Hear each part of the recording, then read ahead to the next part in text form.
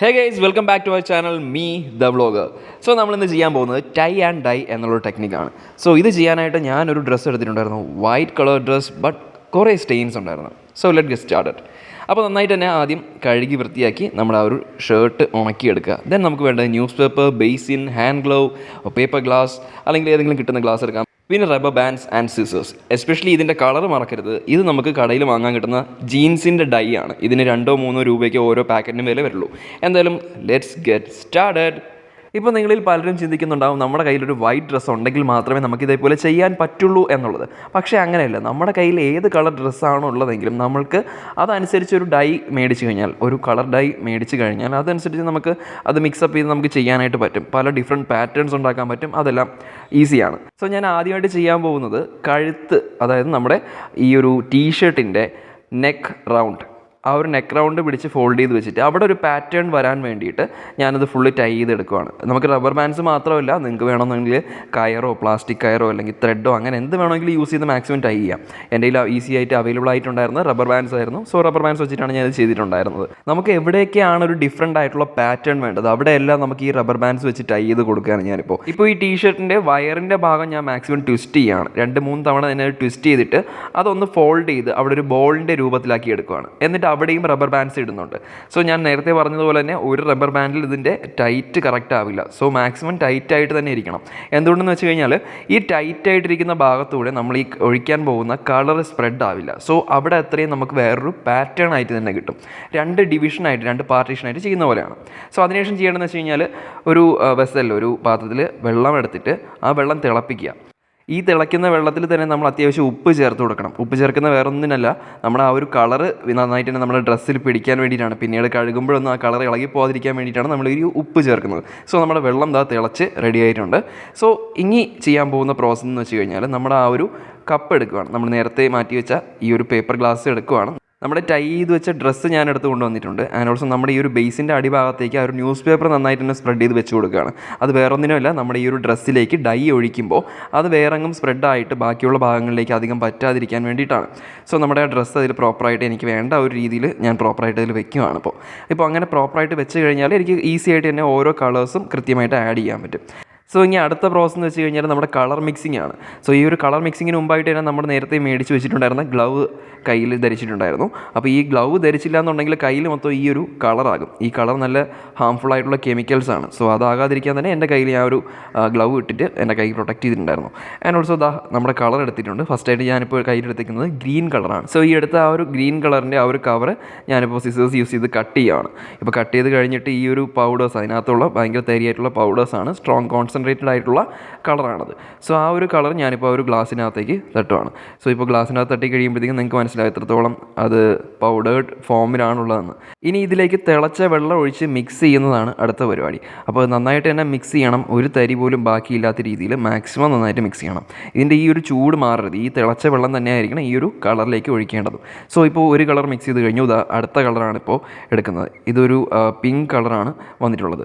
So ഇത് pink rose ഷെയ്ഡുള്ളൊരു കളറാണ്. So അത് മൊത്തം നമ്മുടെ ആ ഒരു വെള്ളത്തിലേക്ക് ഇട്ട് ഫുള്ളായിട്ട് മിക്സ് ചെയ്തെടുക്കുകയാണ് ഇപ്പോൾ ചെയ്യുന്നത്. നന്നായിട്ട് തന്നെ അത് കലക്കി മിക്സ് ചെയ്തെടുക്കണം. ഇതിൻ്റെ തരിയെല്ലാം മാറി കിട്ടണം. ഇല്ലെങ്കിൽ ആ ഒരു തരികൾ നമ്മുടെ ഡ്രസ്സിലേക്ക് ഓരോ സ്ഥലത്തായിട്ട് ഡിഫറെൻറ്റ് ആയിട്ട് ഭയങ്കര ഷെയ്ഡ് കൂടിയും കുറഞ്ഞും അത് പിടിച്ചിരിക്കും. സോ അതിപ്പോൾ എനിക്ക് ഒഴിക്കാൻ എളുപ്പത്തിനായിട്ട് ഞാനൊരു മെഷർ എടുത്തിട്ടുണ്ടായിരുന്നു. സോ അതിൻ്റെ ആ ഒരു മെഷർ യൂസ് ചെയ്ത്, അല്ലെങ്കിൽ നമുക്ക് ഫില്ലറോ അങ്ങനെ എന്ത് വേണമെങ്കിലും നമുക്ക് യൂസ് ചെയ്യാം. സോ ആ ഒരു മെഷർമെൻറ്റ് കാൽക്കുലേറ്റ് ചെയ്യുന്ന ആ ഒരു വെസൽ എടുത്തിട്ട് ഞാൻ അതിലേക്ക് ആ ഒരു കളർ സെപ്പറേറ്റ് ചെയ്തിട്ടുണ്ടായിരുന്നു. സോ അതിനുശേഷം ഞാനിപ്പോൾ ആദ്യം ചെയ്യാൻ പോകുന്നത് ഗ്രീൻ കളറാണ്. എൻ്റെ ആ ഒരു നെക്കിൻ്റെ ഭാഗത്തേക്ക്, അതിൻ്റെ ഈ ഒരു കോളറിൻ്റെ റൗണ്ട് നെക്ക് കോളറിൻ്റെ ഭാഗത്തേക്ക് ഒരു ഗ്രീൻ കളറാണ് ഞാനിപ്പോൾ ഒഴിച്ചു കൊടുക്കാനായിട്ട് പോകുന്നത്. സോ അതിലിപ്പോൾ ഒഴിച്ചു കൊടുക്കുന്ന ഒരു ടൈമിൽ പെട്ടെന്ന് തന്നെ സ്പ്രെഡായിട്ട് പോകുന്നുണ്ട്. ആൻഡ് ബാക്കിയുള്ളതെല്ലാം എക്സസ് അധികമായിട്ട് വരുന്ന ഈ ഒരു കളറെല്ലാം നമ്മുടെ ന്യൂസ് പേപ്പറിലും വീഴുന്നുണ്ട്. സോ അതനുസരിച്ചിട്ട് എനിക്ക് ഓരോ ഡിഫറെൻറ്റ് പാറ്റേൺ വേണം എന്നുള്ളത് ഞാൻ മനസ്സിൽ കണ്ടിട്ടാണ് ഓരോ പാറ്റേൺസിൽ അല്ലെങ്കിൽ ഓരോ ഭാഗത്തേക്ക് ഞാൻ ഓരോ കളേഴ്സ് ഇതിൽ ഒഴിച്ചു കൊടുക്കുന്നത്.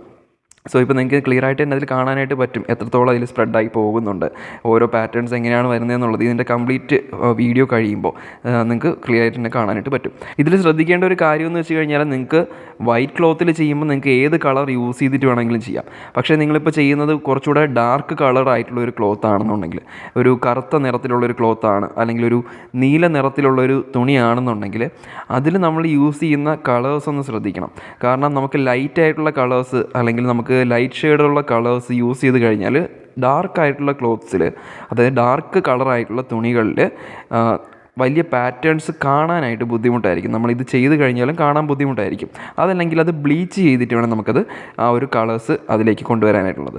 സോ നിങ്ങളുടെ കയ്യിലുള്ള ഇതേപോലത്തെ വൈറ്റ് ഡ്രസ്സൊക്കെ ആയിരിക്കും നിങ്ങൾക്ക്, അല്ലെങ്കിൽ ലൈറ്റ് കളർ ഡ്രസ്സായിരിക്കും നിങ്ങൾക്ക് ഏറ്റവും കൂടുതൽ മുഷിഞ്ഞിട്ടുണ്ടാവുക, അല്ലെങ്കിൽ ഏറ്റവും കൂടുതൽ തന്നെ കറ പറ്റിയിട്ടുണ്ടാകുക. ചിലപ്പോൾ ചായയുടെ കറയാവാം, കോഫിയുടെ ആവാം, ഇല്ലെങ്കിൽ ചെളിയാകാം, അങ്ങനെ എന്ത് വേണമാകാം.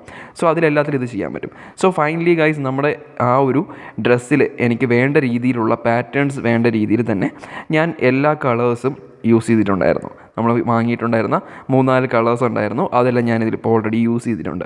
ആൻഡ് ഇതിനി ആ ഒരു പാറ്റേണിൽ തന്നെ അങ്ങനെ ഇരുന്ന് ഉണങ്ങണം. ഇപ്പോഴൊന്നും ആ റബ്ബർ ബാൻഡ്സ് റിമൂവ് ചെയ്യാൻ പാടില്ല. സോ അത് നന്നായിട്ട് തന്നെ ഉണങ്ങിയതിന് ശേഷം നമുക്ക് എന്താണ് അവസ്ഥയെന്ന് നോക്കാം. ഇപ്പോൾ ഏകദേശം നമ്മുടെ ആ ഒരു ക്ലോത്ത് ഉണങ്ങി വന്നിട്ടുണ്ട്. ഇവിടെ നല്ല മഴയായിരുന്നതുകൊണ്ട് തന്നെ കംപ്ലീറ്റ്ലി ഉണങ്ങിയിട്ടില്ല, ഇപ്പോഴും ഈർപ്പം അതിൽ തന്നെ നിൽക്കുന്നുണ്ട്. എന്നാലും ഏകദേശം ഒരു 90% അത് ആ ഒരു ഈർപ്പം മാറിയിട്ടുണ്ട്. സോ ഞാനിപ്പോൾ റബ്ബർ ബാൻഡ്സ് എല്ലാം കട്ട് ചെയ്തെടുക്കുവാണ്. ഓരോ റബ്ബർ ബാൻഡ്സ് അഴിച്ചെടുക്കാനാണെങ്കിൽ കുറച്ച് ബുദ്ധിമുട്ടാണ്.